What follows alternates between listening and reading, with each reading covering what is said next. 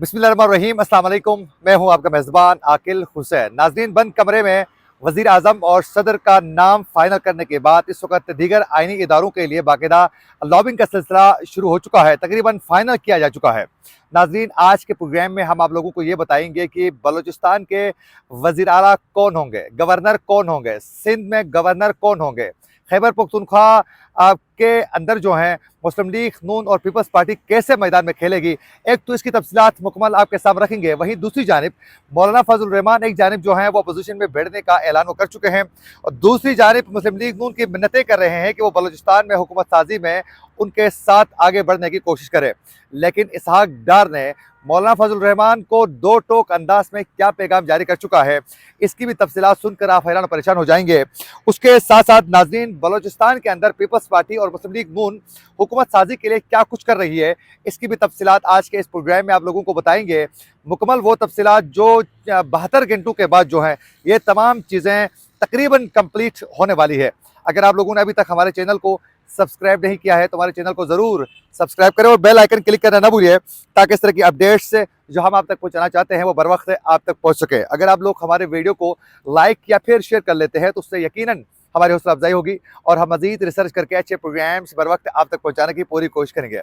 तो अभी और इसी वक्त चैनल को सब्सक्राइब करके इस वीडियो को लाइक लाजमी करना है और फेसबुक पेज को भी ज़रूर फॉलो कीजिएगा। नाजरीन, आप सब बखूबी आगाह है कि पाकिस्तान में 8 फरवरी को जो इंतखाबात हो चुके हैं, उसके बाद जो नताइज आए हैरान कुन किस्म के, उस नताइज के आने के बाद मुस्लिम लीग नून और पीपल्स मुस्लिम लीग नून बिलखुसूस बहुत ज़्यादा परेशान है, क्योंकि मुस्लिम लीग नून की ख्वाहिश थी कि उनको अगर 2/3 मेजोरिटी मिल जाती है तो वो किसी के साथ कंप्रोमाइज़ किए बगैर हुकूमत बनाएगी और फिर हुकूमत बेहतर तरीके से साबिक वज़ीर आज़म पाकिस्तान नवाज शरीफ के सरबराही में आगे बढ़ने की उनकी पूरी ख्वाहिश थी।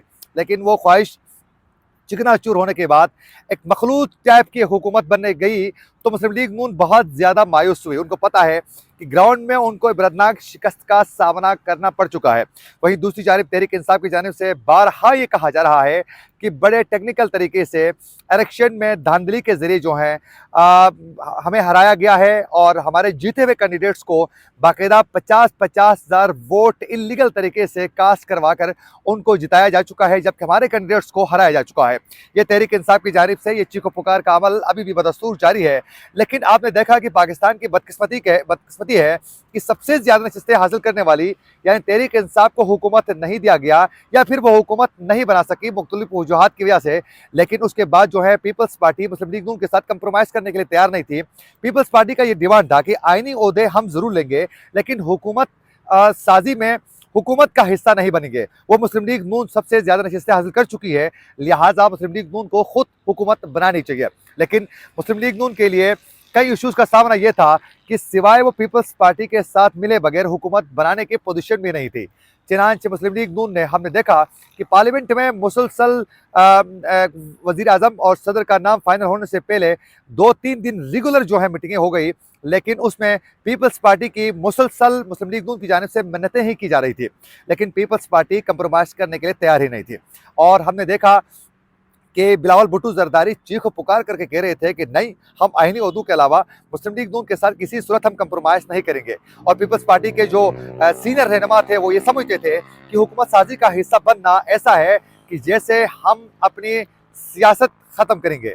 तो मुस्लिम लीग नून के साथ चलने के लिए पीपल्स पार्टी तैयार नहीं थी। लेकिन उसके बाद पता नहीं कहाँ से क्या झटका इनको मिल गया, क्या इनको धमकी मिल गई, क्या वार्निंग मिल गई। उसके बाद अचानक जो है रात के तारीखी में इसहाक डार के घर में बिलावल भुट्टो जाने के बाद तमाम मामला तय हो गए और एक बंद कमरे में तमाम चीज़ें वो तय की गई, जिसमें वज़ीर आज़म के लिए शहबाज शरीफ का नाम फाइनल किया गया और सदर पाकिस्तान के लिए आसिफ अली जरदारी का नाम फाइनल करने के बाद दीगर जो आइनी ओहदे थे उसके ऊपर जो है लॉबिंग का सिलसिला आगे बढ़ चुका है। अब से कुछ देर पहले ज़राए से ये जो खबर मौसूल हो चुकी है, इसके मुताबिक ज़राए के मुताबिक चेयरमैन सेनेट के लिए फारूक एश नाइक, सलीम मांडवी वाला, शेरी रहमान और यूसुफ रजा गिलानी के नाम जो है इस वक्त जेर गौर हैं। अब देखना यह है कि चेयरमैन सेनेट का जो पोजीशन है वो पीपल्स पार्टी अपने पास रखना चाहती है, यानी चेयरमैन सेनेट जो होगा वो पीपल्स पार्टी का होगा। कोई भी हो सकता है, जिसमें सलीम मांडवी वाला भी हो सकता है, शेरी रहमान भी हो सकती है, फारूक एश नाइक भी हो सकता है, लेकिन डिप्टी चेयरमैन सेनेट का जो ओहदा है होगा वो मुस्लिम लीग नून के पास ही होगा, जबकि स्पीकर का जो ओहदा है वो मुस्लिम लीग नून के पास ही रहेगा। ये बाकायदा तय हो चुका है कि चेयरमैन सेनेट जो है वो पीपल्स पार्टी का, जबकि स्पीकर जो है कौमी असम्बली का वो मुस्लिम लीग नून का रहेगा। यानी मुस्लिम लीग नून का अयाज सादिक को तकरीबन फाइनल किया जा चुका है कि मुस्लिम लीग नून की जानिब से अयाज सादिक ही स्पीकर कौमी असम्बली होंगे, जबकि डिप्टी स्पीकर जो है उसके लिए पीपल्स पार्टी का कैंडिडेट होगा, जिसमें शाजिया मरी है और नफीसा शाह का नाम जो है इस वक्त जेर गौर है। लेकिन मुझे ऐसा लग रहा है कि शाजिया मरी का नाम जो है वो फाइनलाइज किया जाएगा। अगर कायद ऐवान की बात की जाए तो कायद ऐवान के लिए इसहाक डार का नाम सबसे ज़्यादा फेवरेट बताया जा रहा है, लेकिन उसके साथ साथ आजम नज़ीर तारड़ का नाम भी जेर गौर ज़रूर है, लेकिन इसहाक डार के चांस बहुत ज़्यादा है। और गवर्नर पंजाब के लिए नाजरीन मखदूम अहमद महमूद और कमरुज़्ज़मान कायरा और नदीम अफजल चंद का नाम जो है वो जेर गौर है। यानी गवर्नर जो पंजाब होगा वो पीपल्स पार्टी का ही कैंडिडेट होगा। तो ये जो 3 नाम है इस पर गौर किया जा रहा है, इनमें से एक ही बनेगा, यानी पीपल्स पार्टी का ही बनेगा। और उसके साथ साथ नाजरीन वज़ीर आला बलूचिस्तान के लिए भी पीपल्स पार्टी की लॉबिंग का सिलसिला जारी हो चुका है, लेकिन इसकी तफसीलात मैं बाद में बताऊंगा। लेकिन उससे पहले अगर सिंध की बात की जाए तो सिंध के अंदर जो है वो MKM का ही गवर्नर बन जाएगा। यानी गवर्नर के लिए जो अभी भी मौजूद हैं कामरान टिस्सौरी का नाम जो है वो अभी भी गवर्नर है, उसी का नाम को ही फेवरेट करार दिया जा रहा है, क्योंकि एक तो उर्दू स्पीकिंग की नुमाइंदगी होगी, MKM की भी नुमाइंदगी होगी, और वहीं एस्टेब्लिशमेंट अपना जब बंदा रखना चाहती है तो एस्टेब्लिशमेंट का भी बंदा होगा। तो यानी कासिम इस वक्त जो है कामरान टिस्सौरी उसको बदस्तूर इस पर काम जारी रखने के लिए उसको फाइनलाइज किया जा सकता है। ज़राए के मुताबिक स्पीकर पंजाब असम्बली के लिए मुश्तबा शुजा रहमान और डिप्टी स्पीकर के लिए जहीर चंदहाड़ का नाम जो है वो फाइनल किया जा चुका है। पीपल्स पार्टी ने बलूचिस्तान में हुकूमत साजी के लिए एक मुशावरत जो है वो तकरीबन फाइनलाइज वो कर चुकी है, और उसके लिए ये बताया जा रहा है कि बलूचिस्तान का जो वज़ीर आला होगा वो पीपल्स पार्टी का ही होगा, जिसके लिए 3 नाम जो है वो ज़ेर गौर है।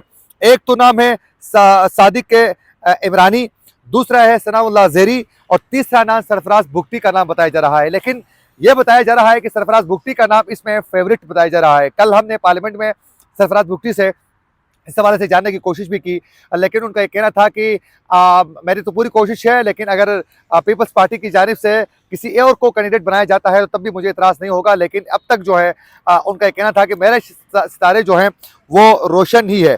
ये तमाम मामला जो हैं ये 36 घंटों के अंदर ही तमाम चीज़ें फाइनल होने वाली है। उसमें पता चलेगा कि कौन पोजीशन हासिल करने में कामयाब हो जाता है।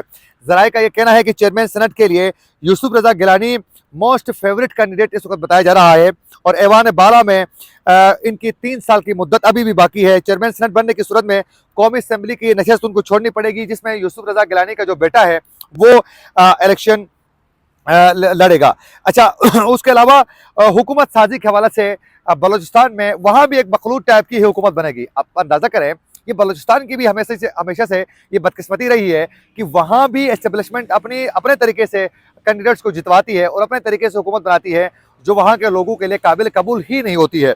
बलूचिस्तान के हवाले से ये खबर सामने आ चुकी है ज़राए से कि 3 जमाती मखलूत हुकूमत क़याम में लाने का फैसला हो चुका है, और उसके लिए बताया जा रहा है कि पीपल्स पार्टी, मुस्लिम लीग नून और बलूचिस्तान अवामी पार्टी का नाम जो है वो फाइनल हो चुका है। ये 3 जमातें मिलकर हुकूमत साजी करेगी। ज़राए के मुताबिक जमीयत उलमा इस्लाम फे और नेशनल पार्टी BNP और BNP जो है BNP और BNP दोनों जो हैं वो इस वक्त अपोजिशन में बैठेंगे, यानी मौलाना फजल रहमान साहब जो हैं वो अपोजिशन में यहाँ बैठ रहे हैं।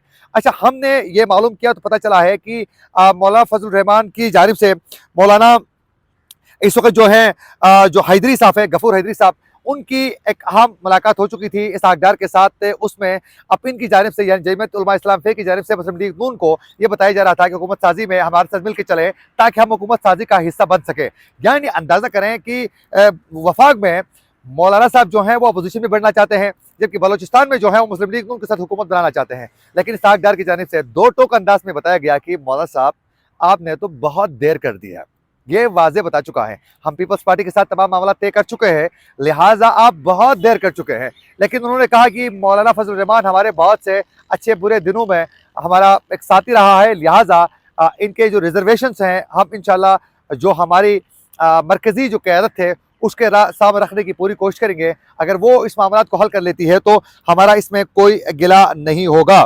लेकिन अब दूसरी जानिब जो है बलूचिस्तान के अंदर जो है पीपल्स पार्टी और मुस्लिम लीग नून जो है वो मिलकर आगे बढ़ना चाहती है। अब देखना यह है कि बलूचिस्तान के अंदर जो है पीपल्स पार्टी किस तरह अपना वजीर आला का नाम फाइनल करने के बाद दीगर उहदों में पीपल्स मुस्लिम लीग नून को टफ देती है।